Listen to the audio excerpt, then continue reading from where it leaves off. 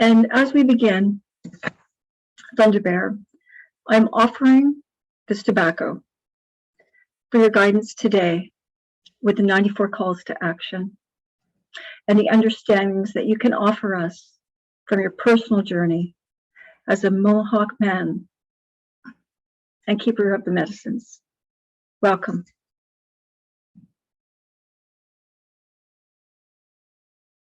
You're muted, Thunder Bear.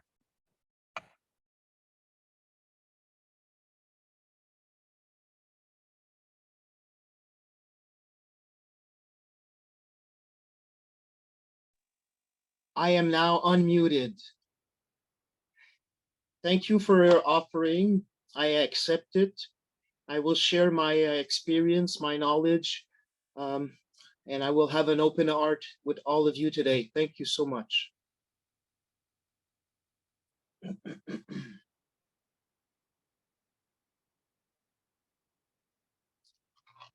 Hello, everybody. Hi, everybody. Yes, my name is Thunder Bear. I'm a Mohawk. I come from Akwesasne. We call it St. Regis. It's near Cornwall in Ontario. It's where my grandmother lived, and her own grandmother and her own mother, since a very, very long time ago. My grandmother was Bear Clan, and so my mother is Bear Clan, and so I am Bear Clan. When I say I'm from Akwesasne, I didn't get a chance to grow there. I am from there, but I didn't get a chance to grow there. I grew up in the city here near Ottawa, here in the Gatineau region, because my mother was part of a residential school, and she was also part of a 60s scoop, and my mother was adopted, you know, so that's why I didn't get a chance to live on the reserve, and it's okay. It's okay because I've reconnected, and it's just one aspect of my life that I call reconciliation, is having the chance to reconnect. So I did get a chance to meet my biological grandmother. My mother got a chance to meet her biological mother as well, and we are better now for that. We know some of our family there, and we visit every year. I'm here today because I would also like to say that today is the first time in my life that I speak in front of a group such as this one. And my Indigenous elders said that I'm responsible for speaking, and I'm not responsible for the way people will process things and what they get from the session today, you know. So I do hope that you get a little something out of the session today. And like I said, I'll be sharing my heart and my soul and my spirit with you. And I do so with a very open heart and open mind.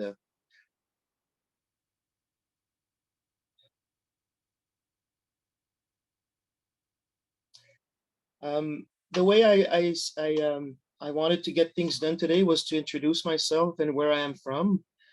And then I wanted to do a small introductory address. It's a saying that we like to do where I am from. It's called the Thanksgiving address, and it's actually very important to us. It's very, very long, so I'm using the very short condensed version, because the long version, it could be hours that we would talk and explain. So I'm going to keep it short and sweet. So here is the Thanksgiving address.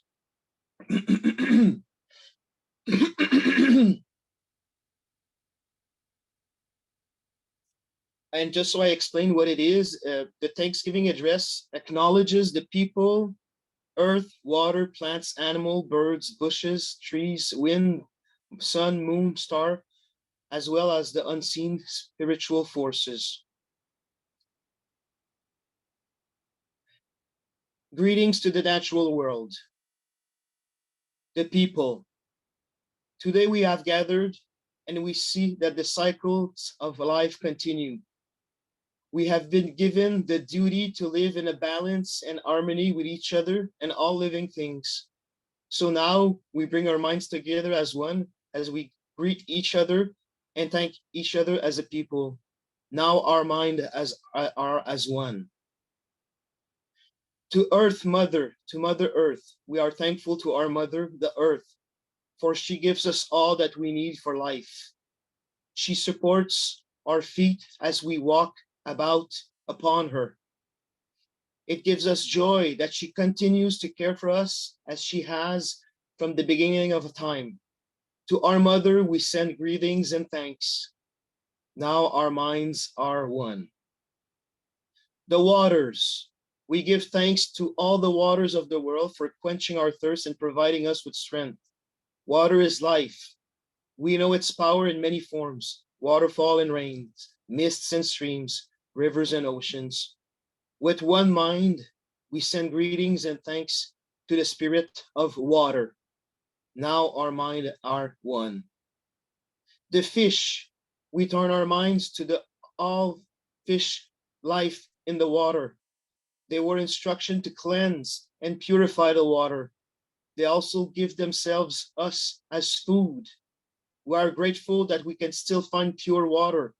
So we now turn to the fish and send our greetings and thanks. Now our minds are one. The plants. Now we turn towards the vast fields of plant life. As far as the eye can see, the plants grow, working many wonders. They sustain many life forms.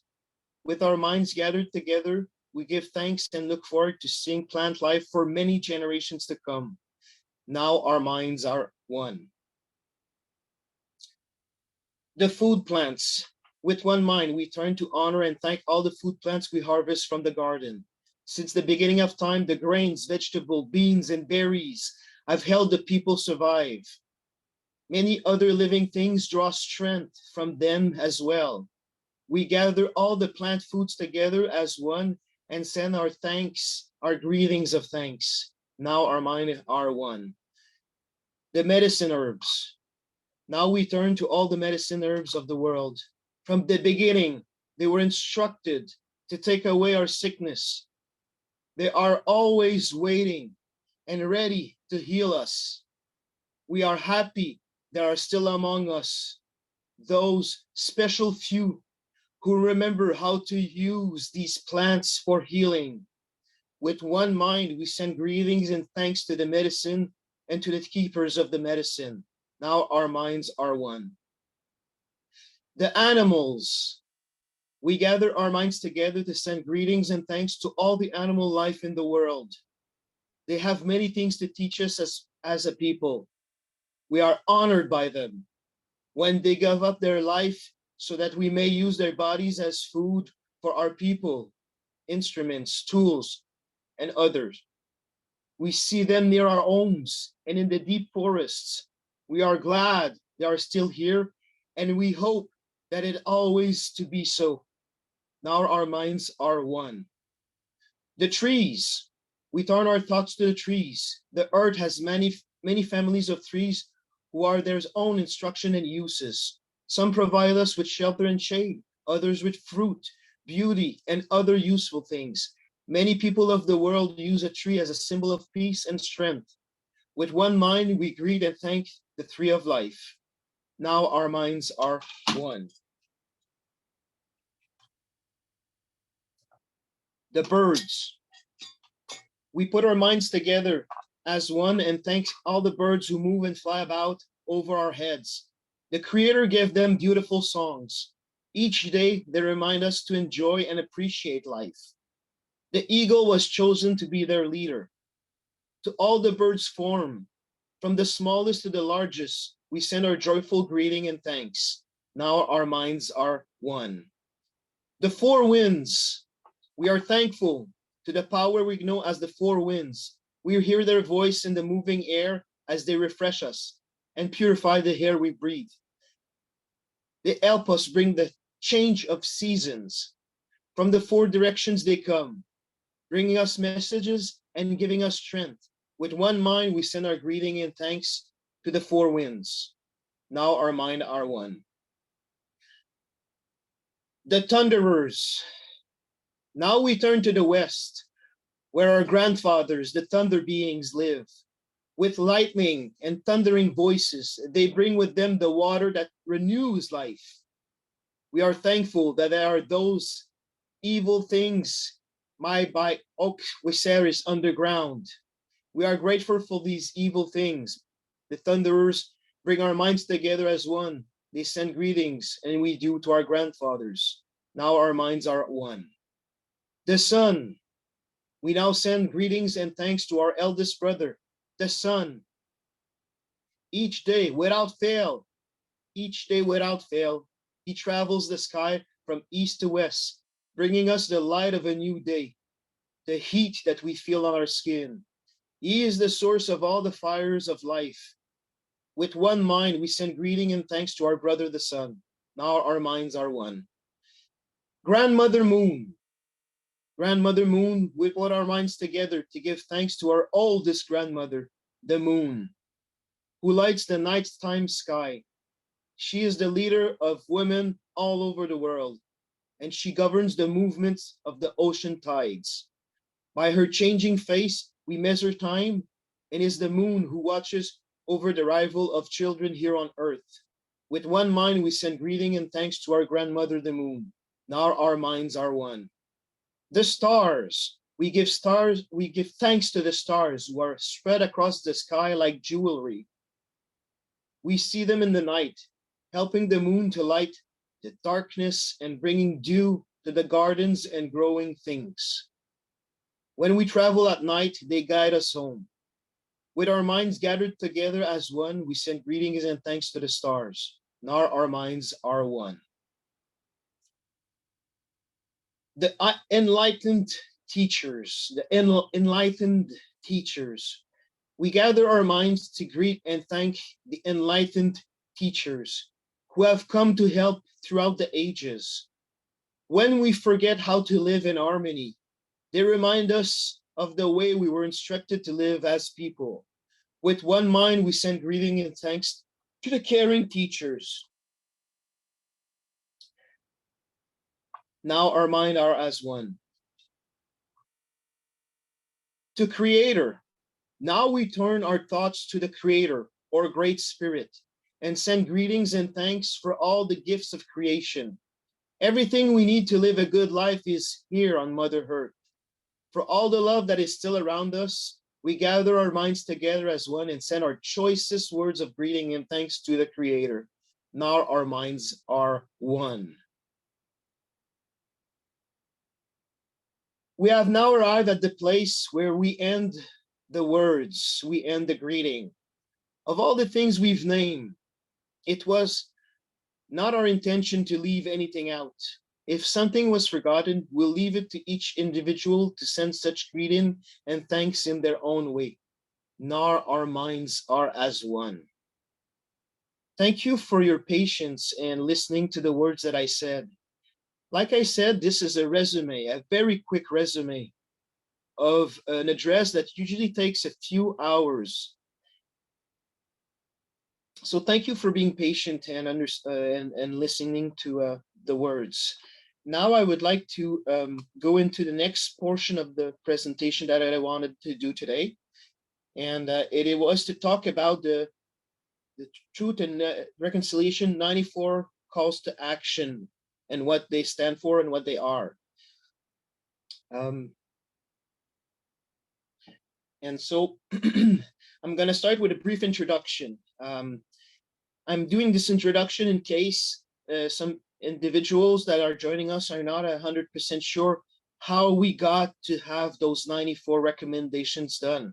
So I'm starting at the beginning of how it all started and then how it got to, and then we'll get to the point where the 94 points will be mentioned, you know.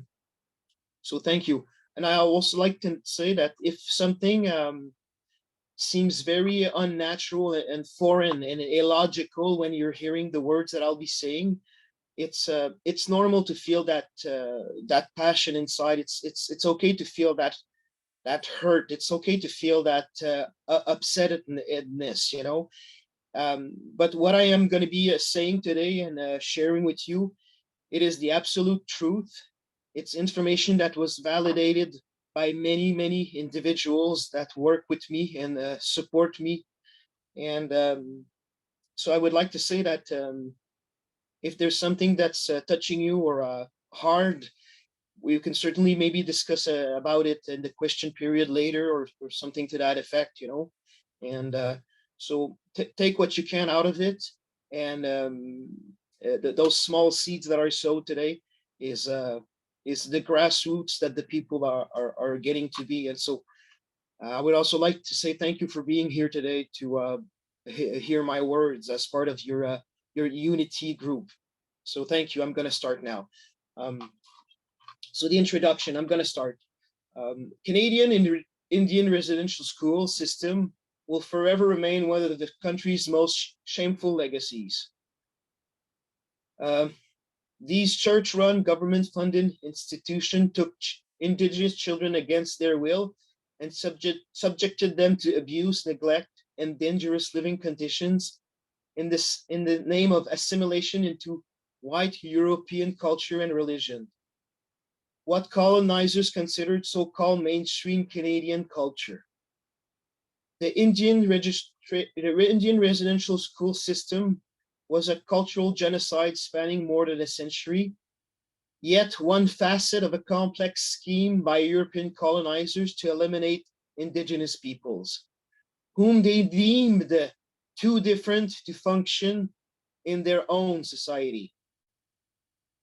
As part of a growing Indigenous rights movement, Indigenous communities have more recently demanded justice from Canada via protests, lawsuit, intense lobbying, more presence in the media, and with the information age of technology, more and more is getting shared in the social media. It's more and more easier to share information and things that are happening.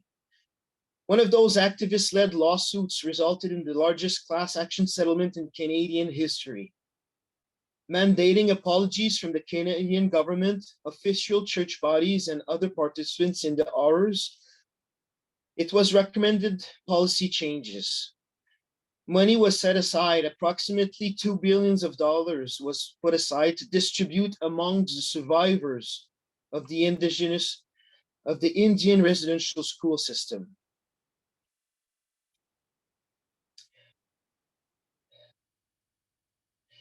The settlement also led to the 2008 creation of the Truth and Reconciliation Commission, a government-sanctioned body that spent several years hearing testimony from residential school survivors within the Indigenous, Métis, and Inuit communities,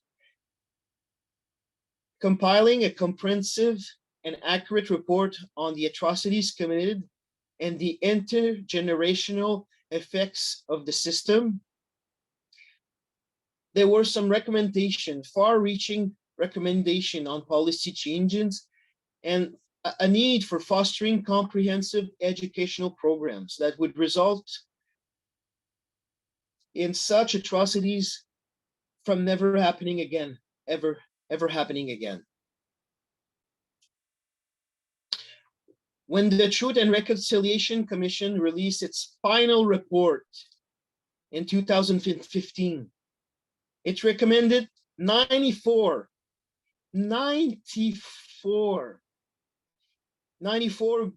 points that were major and needed attention. The 94 calls to action for the Canadian government, for them to right such horrifying wrongs.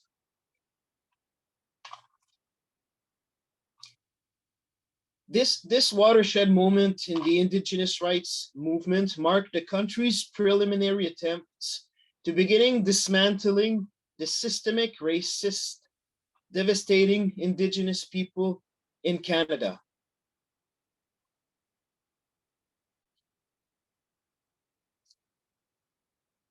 This was the introduction.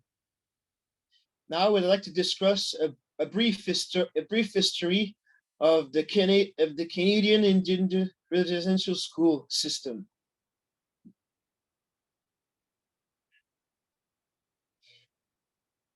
Beginning in the late 17th century, very shortly after the French first settled in Canada, Christian missionaries founded boarding schools to indoctrinate Indigenous children with Western European social political culture.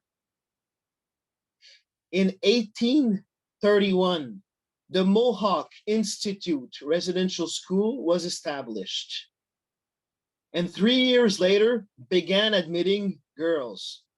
While strictly church-run, it would become a critical archetype for the Canadian government's stated goal of forced assimilation. In this vein, in 1845, the government released the Bagot Commission Report.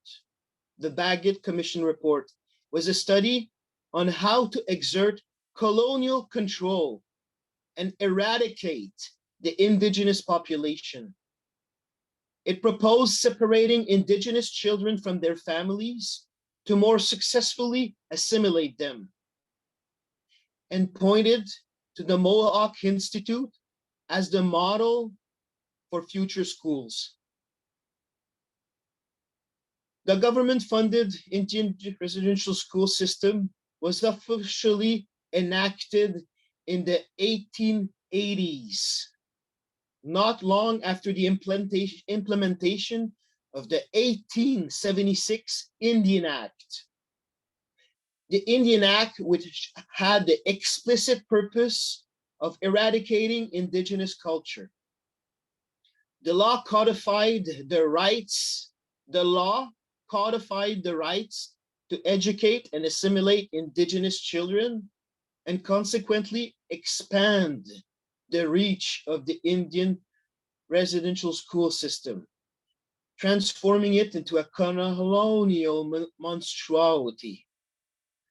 The system continued to expand, with schools deliberately built far from Indigenous communities to minimize the contact and increase the children's sense of alienation from their families and cultures. The mistreatment was pervasive.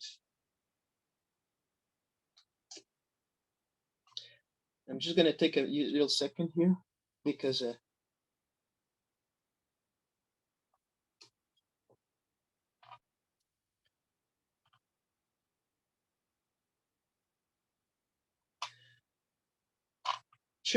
children were severely punished for using their own language or acknowledging their heritage in any way. And this often proved physical violence, psychological violence, and even sexual abuse. Students frequently died or went missing, and due to poor record keeping, effectively disappearing without a trace. Indian residential school attendance became mandatory for First Nation children in 1894. The attendance became mandatory in 1894. A policy inconsistently applied to Meetsi, First Nation, and Inuit children as well. Indigenous communities regularly attempted to fight or hide their children, with whistleblowers sounding alarms about the rampant abuses and the very high mortality rates of these schools as early as 1907. But even with all these outcries, these cries for help, the system persisted. And actually, the system became bigger and then expanded. What they wanted to get done was slowly getting done. It was slowly becoming a mission accomplished. the Indian residential school system, it peaked in 1931. It peaked. There was about 80 schools that were operated across the country. And their atrocities lasted well into the 20th century. The last one closed into 1996. The 1996 was the same year that the Royal Commission on Aboriginal People released their landmark 5-volume reports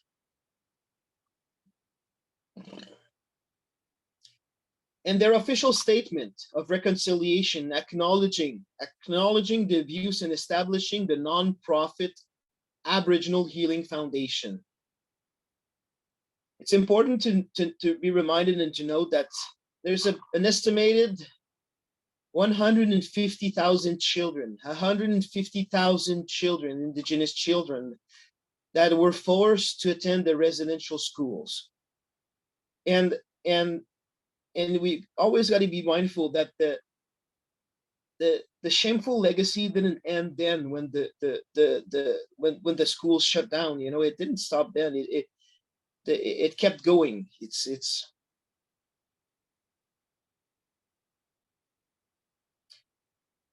in the 1960s, as these schools were rapidly shutting down, the government kidnapped Indigenous children, mainly Indian residential school system students, and they relocated them into non-Indigenous homes across the United States and Canada, a practice referred to as the so-called the 60s scoops, the 60s scoop.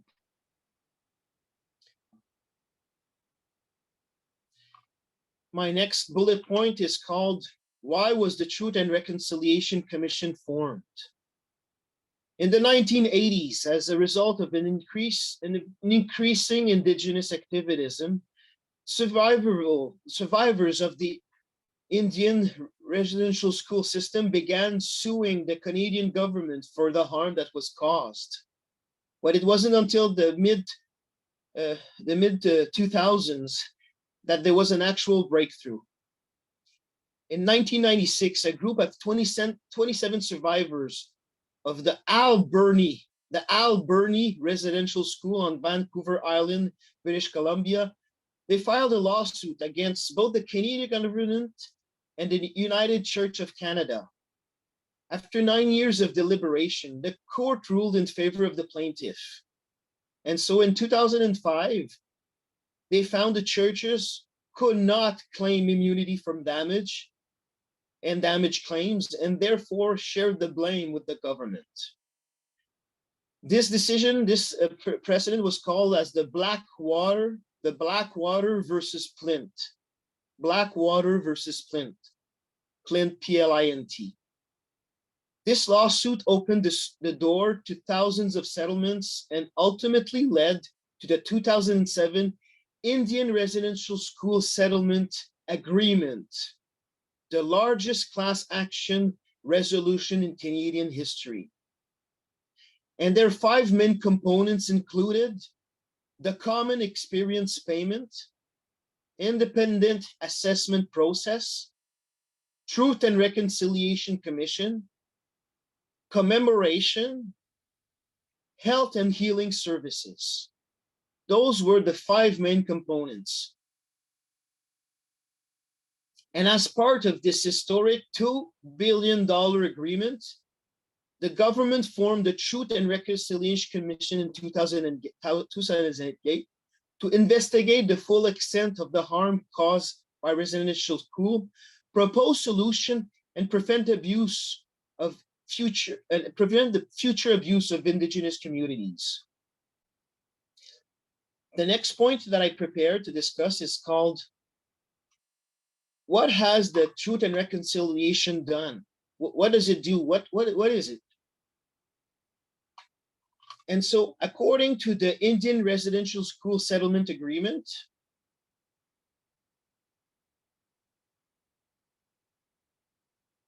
on the Schedule N, there's a portion that establishes the Truth and Reconciliation Commission. And the council had 7 goals: to acknowledge residential school experiences, impacts, and consequences. 2, to provide a holistic, culturally appropriate and safe setting for former students, their families, and communities as they come forward to the commission. The third goal was to witness, support, promote, and facilitate truth and reconciliation events, both at the national and community levels. 4, the fourth goal was to promote awareness and public education of Canadians about the Indian residential school system and its impacts. The fifth goal was to identify sources and create as complete a historical record as possible of the Indian residential school system and also its legacy. The sixth goal was to produce and submit to the parties of the agreement a report including recommendations to the Government of Canada concerning the IRS system and experience, including the history, purpose, operation, and supervision of the system, the effect and consequences of that system, including the systemic harms, the intergenerational consequences, the impact on human dignity, and also the ongoing legacy. The last goal, the seventh goal, was to support the commemoration of former Indian residential school students and their families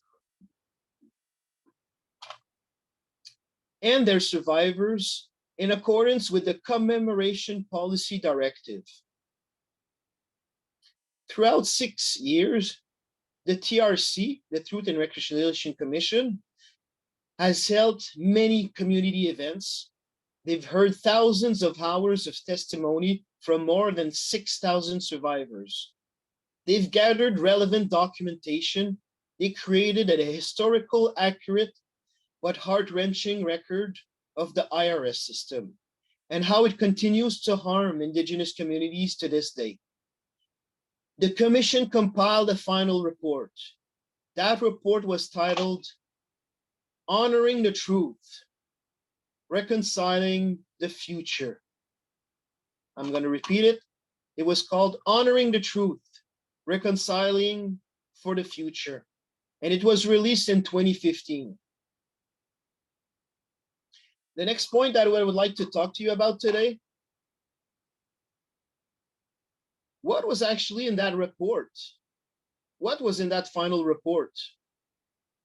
So what did the Truth and Reconciliation Commission include in its final report?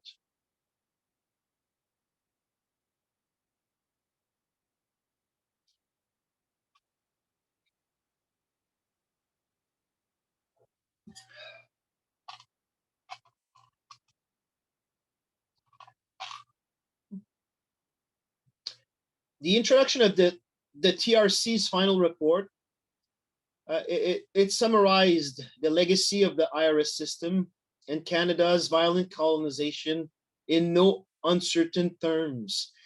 And it stated, and I quote, for over a century, the central goals of Canada's Aboriginal policy were to eliminate Aboriginal governments, ignore Aboriginal rights, terminate the treaties, and through a process of assimilation, cause Aboriginal people to cease to exist as a distinct legal, social, cultural, religious, and racial entities in Canada.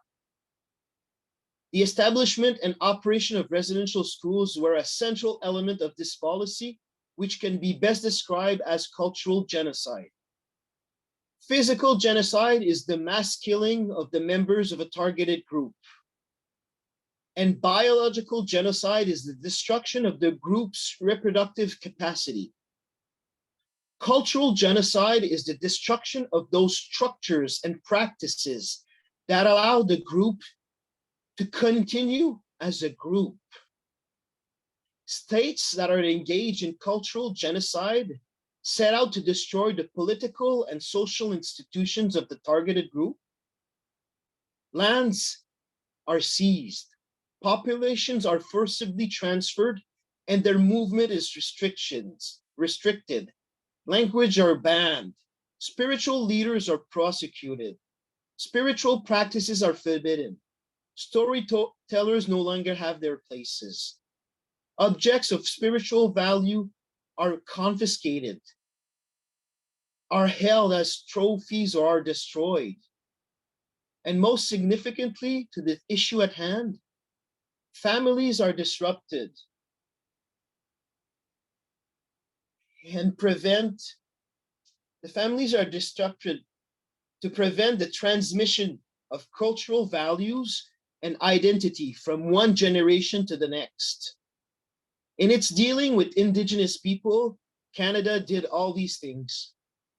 There are numerous components to the final report, largely broken down into many categories, but mainly two categories: sharing the full, horrifying truth of the damage caused by the IRS system, and proposing, via calls to action, how to best move forward in a way that builds equity for Indigenous Canadians and begins the healing process.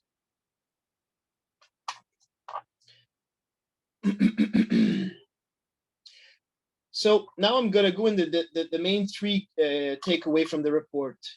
The first one is survivors of the IRS systems were subjected to malnutrition, physical, mental, emotional, spiritual, and sexual abuse, unsafe living condition, including exposure to extreme temperatures, mold and mildew, overcrowded sleeping quarters, an extremely high rate of infectious diseases, and more. At least 3,200 children died while in the custody of the IRS system.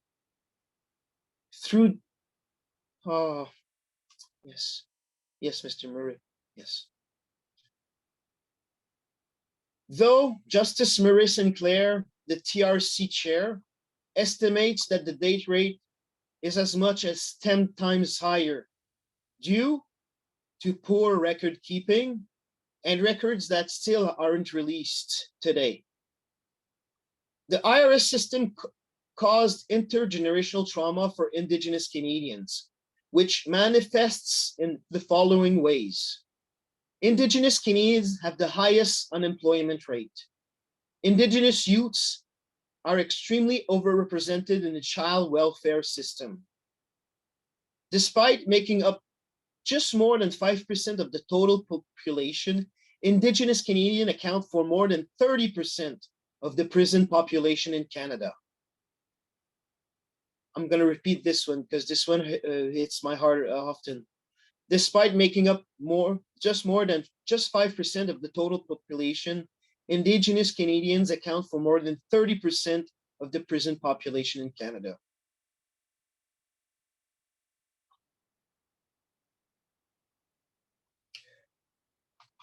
Indigenous Canadians have significantly reduced life expectancies and suffer disproportionately from diabetes, hypertension, substance abuse, mental health concern, and overall morbidity and mortality as a direct result of social determinants and trauma.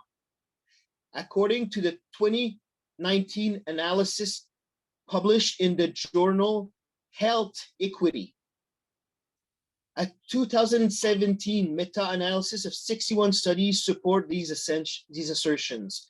The effect of the residential school of Indigenous Canadians are intergenerational and multifaceted, and they negatively impacted the mental health and physical health.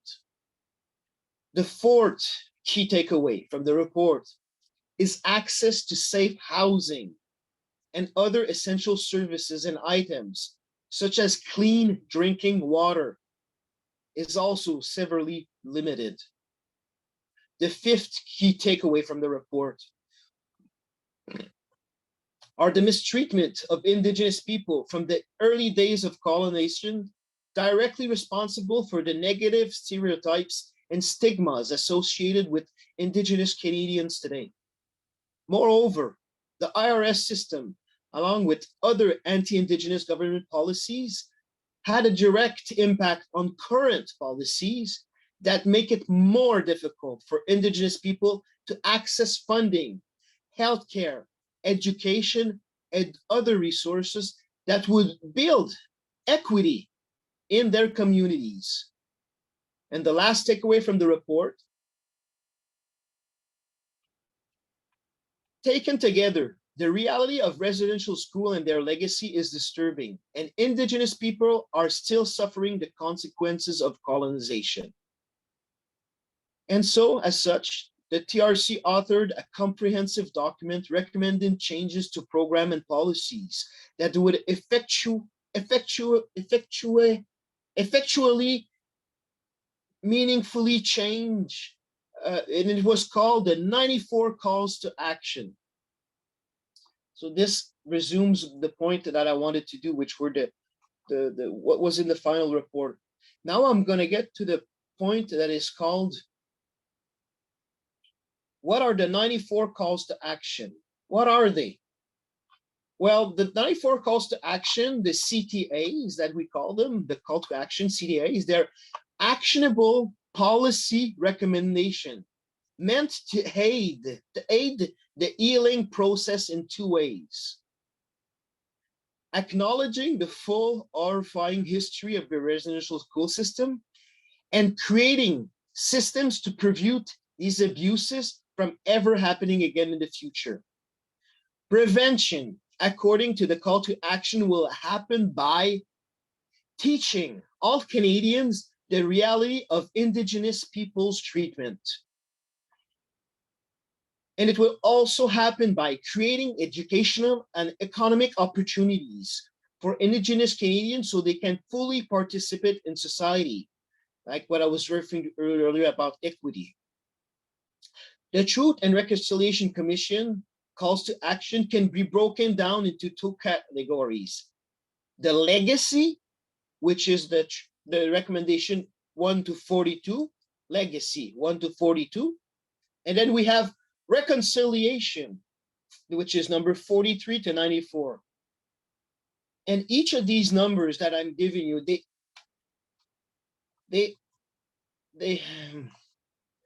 each of the numbers, they have each their own little subcategories, meant to do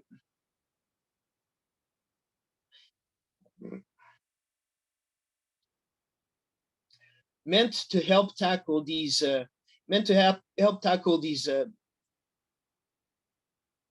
these specific facets of some detailed situation on their reconciliation process. So I'm going to start with the legacy. The purpose of the legacy call to actions are to address the history and atrocities of the residential schools, which separated Indigenous children from their families, largely First Nations, though also many Inuit and Métis. And they subjected them to abuse, famine, disease, and other horrifying conditions while being forcibly assimilated into white European Canadian culture. The collective goal of the first 42 CTAs, the legacy part of it, is to fully and publicly acknowledge the cultural genocide committed. Each of the call to action is broken down into subcategories of how this took place and the modern day effect on the following areas within Indigenous communities. The 5 of them are child welfare, education, language and culture, health, and finally, justice. Now I'm going to talk to you about the 43 to 94, which is the call to action that are linked to reconciliation.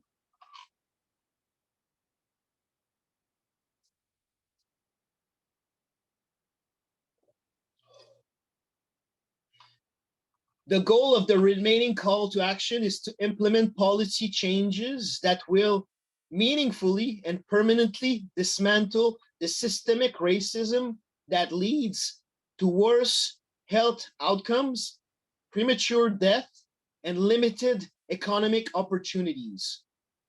The goal of the remaining CTAs is to implement policy changes that will vastly improve life for Indigenous people in Canada. Implement policy changes that will ensure, through thorough and honest education, that this will never happen again.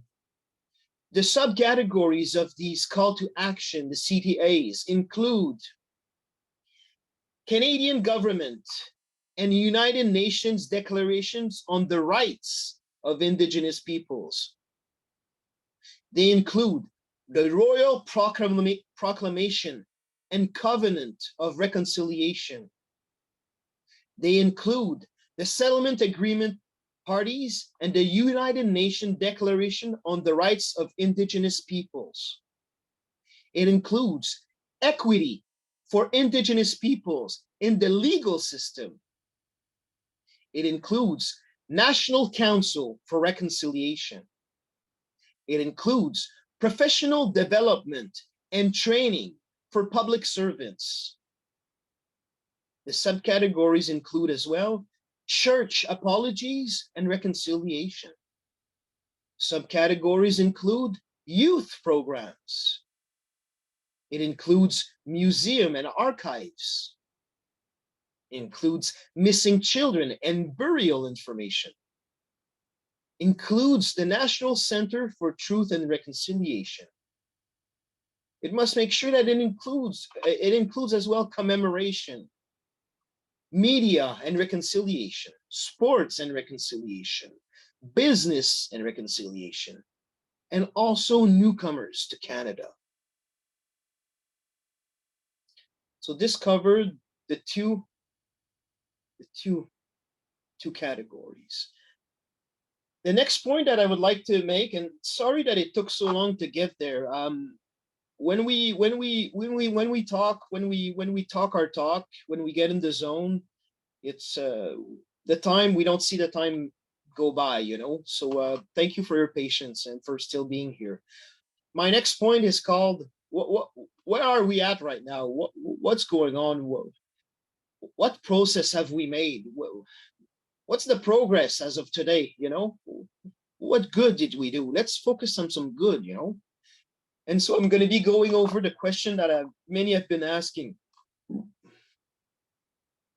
What progress has been made on the Truth and Reconciliation Commission's 94 calls to action? So I'd like to let you know that there's been a lot of progress, and I'm grateful. I'm glad and I'm thankful. I'm very thankful that there's been progress. Yes, I'm very grateful. Unfortunately, the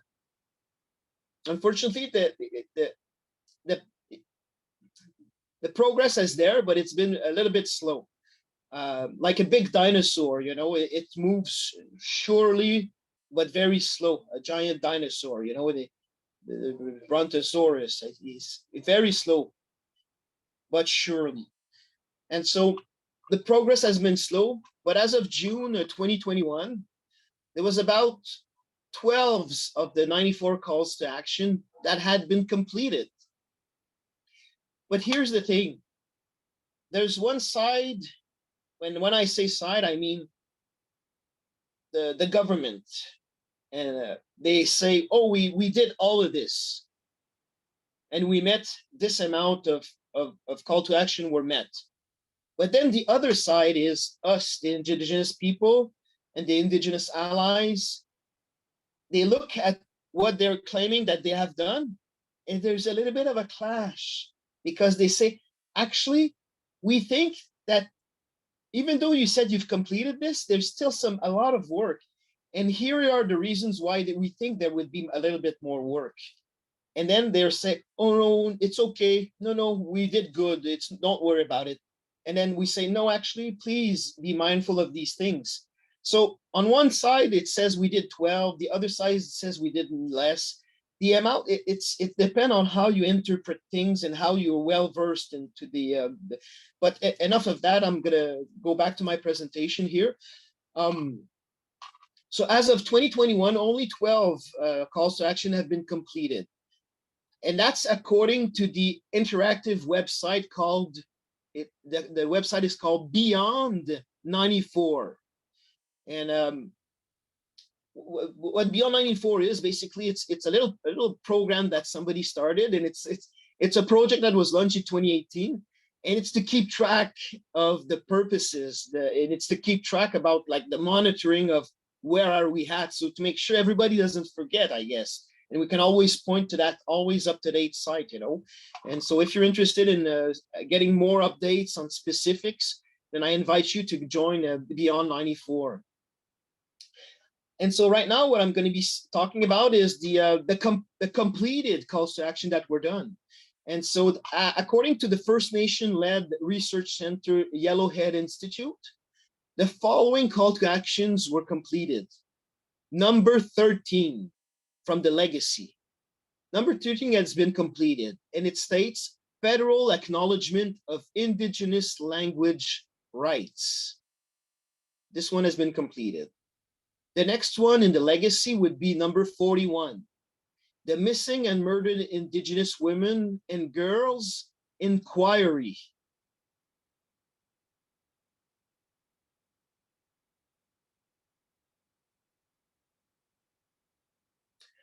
The next one that was completed, it's part of reconciliation, part of calls to action. It's number 48, adoption of UN Declaration on the Rights of Indigenous People.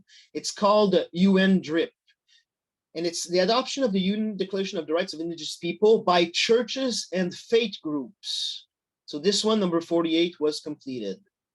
Number 49 was completed. It is titled Rejection of the Doctrine of Discovery by Churches and Faith Groups. The next one that was completed is number 72, the federal support for the National Center for Truth and Reconciliation. The next one that was completed was the Reconciliation Agenda, number 83, Reconciliation Agenda for the Canada Council for the Arts. Number 85, Reconciliation Agenda for the Indigenous Peoples Television Network. Number 88, long-term support from all levels of government for the North American Indigenous Games. Number 90, call to action, is the federal support for Indigenous sports, programs, and athletes. There is, however, progress being made. Oh yes, I acknowledge that some people need to leave, and please do not. I speak a lot. I had a lot to talk, and I didn't. Sometimes I talk a lot, so if you have to leave, it's okay. And thank you for joining today, and I hope you got a little something from the presentation. Thank you so much for being here. And so I will continue now. There is, however, progress being made on many more fronts. And if you do visit the Beyond 94 website, the reports, they show that some of the call to action haven't even been started, you know. Some are in progress, and some, so I invite you to go to see some in progress, you know. Right now, some of the ones that are in progress that I would like to talk about is the first call to action.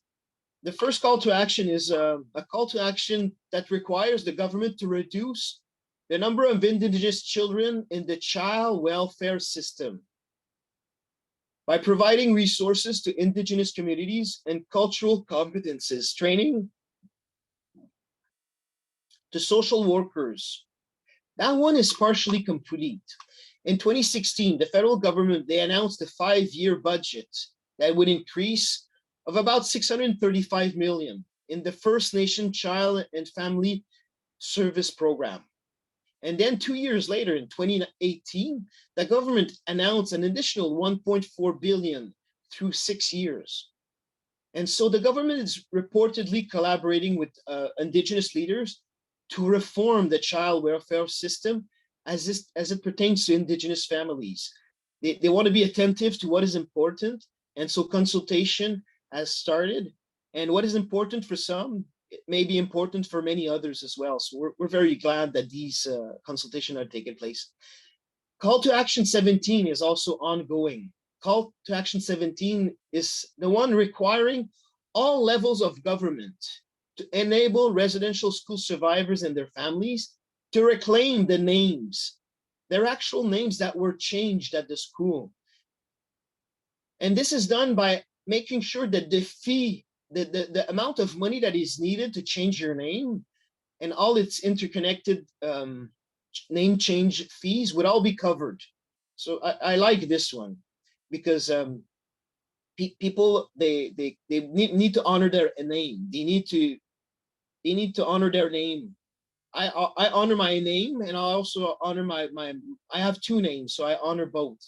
A name is very important, and so I was glad that the name change was they were waiving those fees. And I took an excerpt here. It says that we've made also clear processes that expedite name reclamation for Indigenous people as well. So I'm grateful for that. There's two more call to action that I wanted to talk about. The call to action number 43 and 44. Those are part of the reconciliation part, and they basically state we need to mandate the Canadian government to adopt the UN declarations on the rights of Indigenous people, and subsequently we need to develop a national action plan to achieve the goal. And it's being worked on two aspects. One is that Canada formally supports the declaration without qualification in 2016. Because initially they had voted no when it was introduced in 2007. So this time when they got a chance to vote again, it was a yes vote. And then the government states that on their original call to action progress, the websites that we're working on with Indigenous leaders were to develop the rights-based policies. And that was to align with the United Nations DRIP. UN DRIP. The last one that I would like to discuss today, because we can't go over all of them, and I'm trying to be mindful of time. I know I'm not. I apologize. The call to action number 92. Call to action number 92 is it requires the corporations to adopt the United Nations DRIP as a framework for all future operational activities, especially when involving Indigenous people and their lands. It mandates that Indigenous people have equitable access to corporate education, training, and job opportunities, and that cultural competency and anti-racism training be considered and be considered a core component of professional development. And as such, I'd like to share two advancements that took place and that were a progress that was made. And so in 2017, there was a survey of corporate Canada that found that only 1 in 4 companies were even aware that the call to action number 92 existed. So the Canadian Chamber of Commerce called on the Canadian government to assist nonprofits in creating awareness and implementation.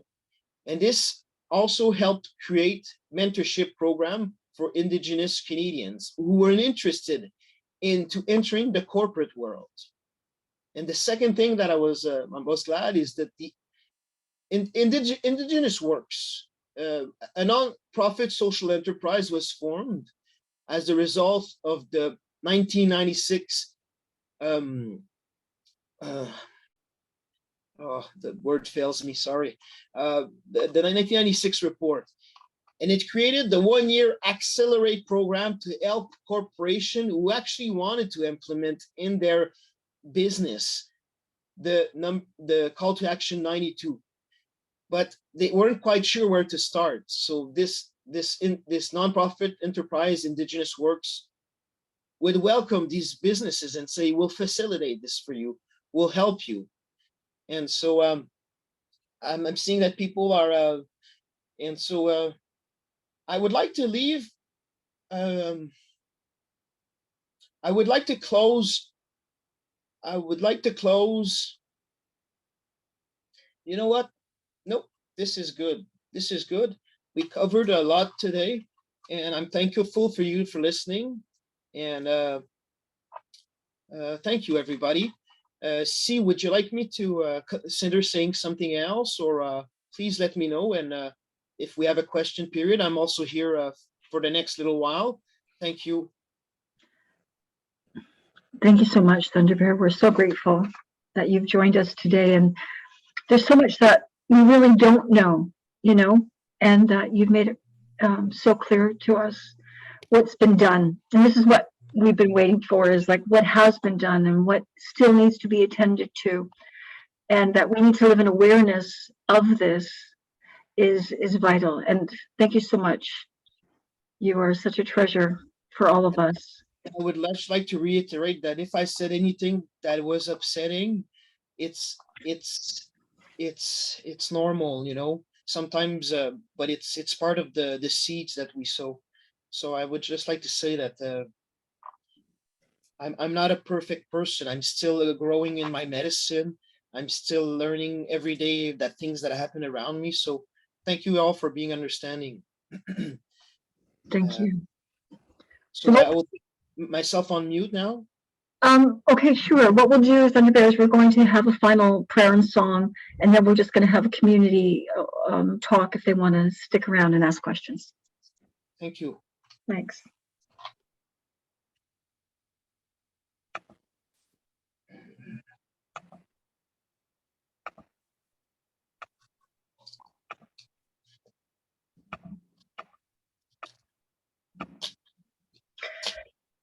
So I will do this today, and offering the community blessing first. We are abundantly blessed. If you'd like to share with us, we are abundantly blessed. Creative people are drawn to us. Divine ideas flow through us. Financial resources bless us, and we accomplish mighty works together. Next week, our special guest is Judy Murakami from Unity of Vancouver Island, and she's really looking forward to being with us.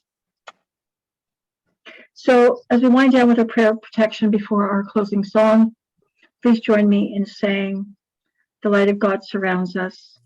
I am the light. The love of God enfolds us. I am the love. The power of God protects us. I am the power. And the presence of God watches over us. I am the presence. Wherever we are, God is, and all is well. And now we will enter our beautiful closing song.